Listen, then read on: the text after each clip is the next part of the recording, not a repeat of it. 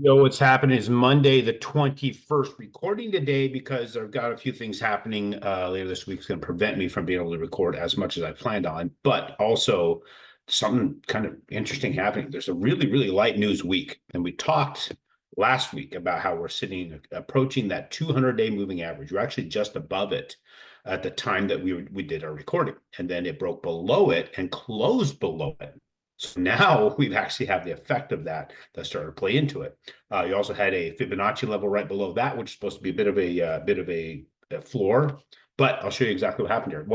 What's going on right now in the news, since there's really not a whole lot going on as far as economic data coming out released for the U.S. You have China actually did a central bank rate cut, an effort to do some stimulation.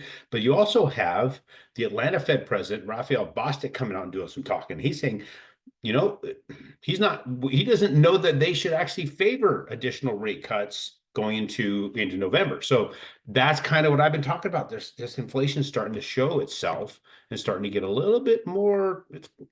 It's not quite doing what they thought it was going to do. I think that the Fed maybe needs to hold out a little bit. So let me share with you what our mortgage-backed securities are looking like right now, so you can take a look and see what I'm seeing. So we had the 100-day moving average, which is what this red line is representing.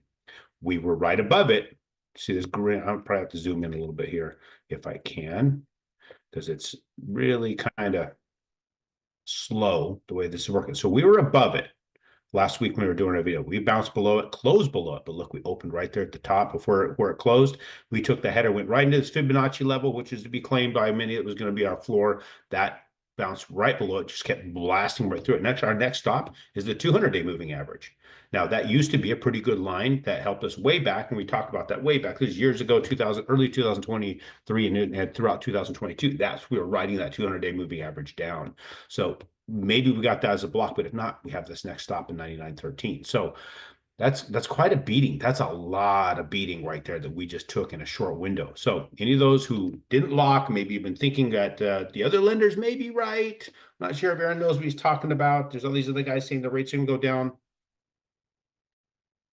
Everything we're thinking is still doing exactly what we're thinking. Inflation's not under control yet.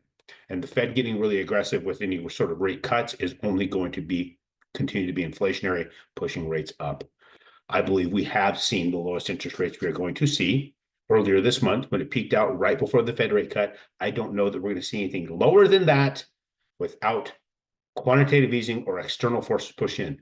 The beautiful thing that you know is what we've been telling you. It doesn't matter what the rate is.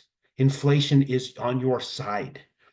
So we'll get back to you possibly on Friday.